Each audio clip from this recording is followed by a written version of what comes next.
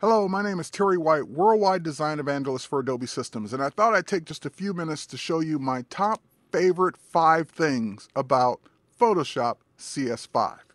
Alright, so the first thing is better selections, impossible selections, fantastic selections that were much harder to do, if not impossible before.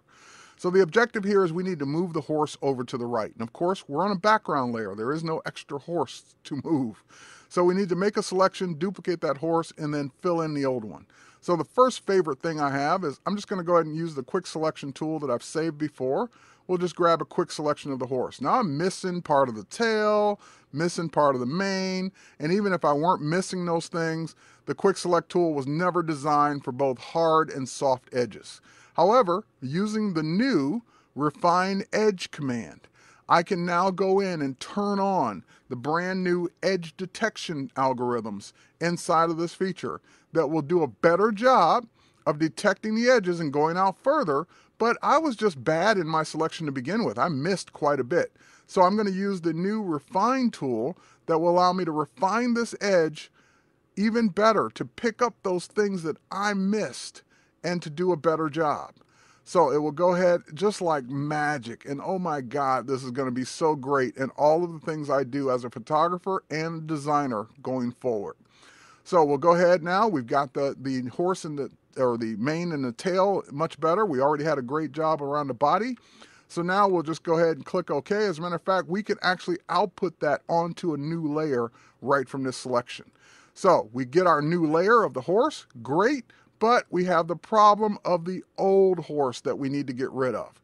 So how do we do that? Let's go ahead and talk about the second thing that I like about CS5 Photoshop, and that is we'll grab another quick selection. This one was done with the lasso tool, and as you can see, it's really quick around the horse, grabbing some of the background, and now we'll just hit the delete key.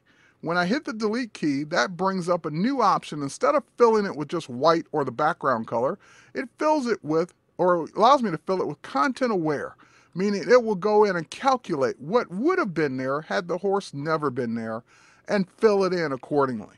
Amazing, amazing technology that's going to save me time from here on out. Now we can turn back on our new horse, we can grab our move tool, and we can just simply move him over. Now, we're not done with the horse yet. I'm going to show you my third thing on the horse, but before we leave content aware fill, let me show you some other areas that I'm going to be excited to use it in. In my retouching, for example, we want to get rid of this cable out of the photograph. Well, typically I might use something like the healing brush, and if I do it the old CS4 way of doing this, I would grab the healing brush and I would just go ahead and start painting that line or that cable out.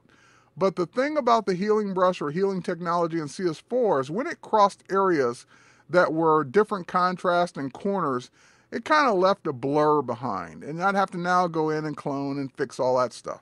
So let's go ahead and undo that. Using the same tool, we'll turn on the new content aware option for that tool. And with that option turned on, we can now go ahead and do the same exact motion with the same exact tool, missing that little corner a little bit there. And now when we let go, it calculates it and figures it out with the content aware options. Amazing technology that's just going to make all my retouching jobs so much easier, so much more fun than ever before. And I'm just getting a little carried away there, but you get the idea. So retouching with content aware fill inside the healing brush is going to be phenomenal. All right, next, let's switch over to this image. And this image, this is a typical panorama. And the problem is normally, because I didn't shoot it on a tripod and I just kind of went crazy here, I'd have to now crop off at least about 30% of my image or 40% of my image to get what's left over. However, not anymore. I can grab my magic wand tool, and with the magic wand tool, we'll just go ahead and hold down our shift key and select the areas that would have had to disappear. And now I'll just do the same thing. I'll hit the delete key, bring up content aware fill. It will figure out, based on the photo that's there, what it should fill in those areas. This is just phenomenal. I love this. And yeah, I might have to fix this one little line here, but we've already seen we can do that pretty easily with the healing brush set on content aware. We'll just go ahead and paint that one line out, and we're there. Okay, a little bit more there. Got it. All right, so content-aware fill is going to be phenomenal. Now let's get back to the horse. Let's do our third thing, and our third thing is going to be the new Puppet Warp. We'll go up to the edit menu, we'll choose Puppet Warp. Oh, not content-aware fill. Let's go choose Puppet Warp. And now that we have our Puppet Warp, I want to make my horse look like it's prancing a little bit more. So we'll just add pinpoints wherever I want pieces of the horse to bend. Don't worry, no horse was actually harmed in the making of this demo. All right, so now that we've got this in place, we can actually go ahead and pick the tail up now a little bit. Go ahead and raise it there. We're basically warping this object without having to do all the cloning and all the moving and all the things that we'd have to do before to get that effect. So just a quick use of the Puppet Warp to bend objects inside of a photograph. Now, that's the third thing. What's the fourth thing? Well, we're going to go over to Mini Bridge, and although Mini Bridge is cool, it's not my fourth thing, but it gives me Bridge inside of Photoshop. I still have regular Bridge to go to, but now I get the best of both worlds. We're going to go ahead and bring up this photo in Camera Raw, and now that we're in Camera Raw, we're going to go ahead and zoom in on a part of this photo where we've got noise. This was shot in an insanely high ISO with a Canon 1D Mark IV and 12,800 ISO, and just introduces all kinds of noise here. So no matter how expensive your camera is, you're going to get noise at these high ISOs.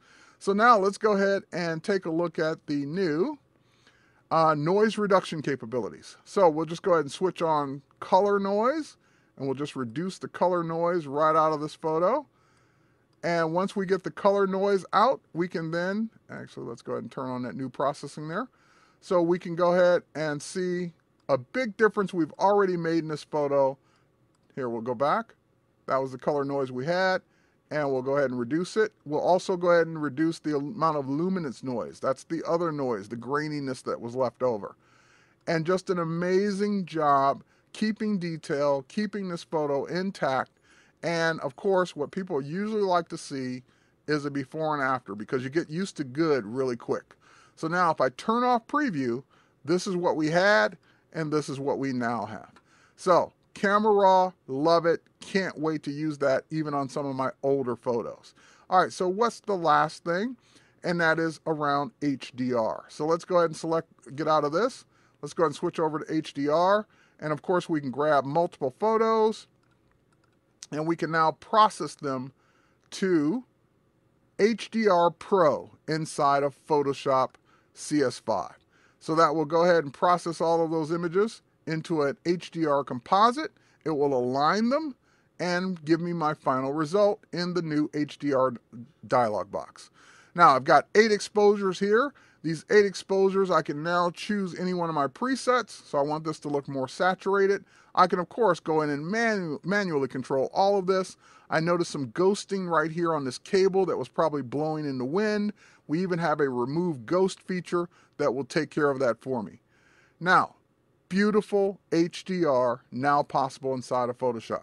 All right, so last but not least, what if you didn't shoot for HDR? What can you do? Well, I've got this one photo, this single exposure.